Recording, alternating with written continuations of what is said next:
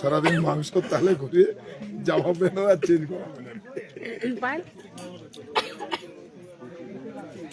আজ ভাইয়ের রিসেপশনে এই যে আমরা বলছি মুখে পান ভরা আছে খানা করে। সকালে রাজু বাবা ফোন করেছে, বলছে আমার নাতি আপনাদেরকে ডাকছি। বড় জামাই বাবু আমাদের না ডাকলে হবে? এই বড় দিদি বল, এই বড় দিদিকে জি তনুশ্রী দিদি আমার না না আজকে থার্ড ইয়ার হয়ে গেল। সেকেন্ড ভালো করে এখন তো দাদার সাথে তোর ভিডিও লাইভ হচ্ছে, লাইভ বর্দি লাইভ চলছে। বাবা এই যে কত লাইভ দেখা দিলি মা। হাই আমি তো চিনি না। কিছু বলতে বলো, কি বলবো, কি বলো।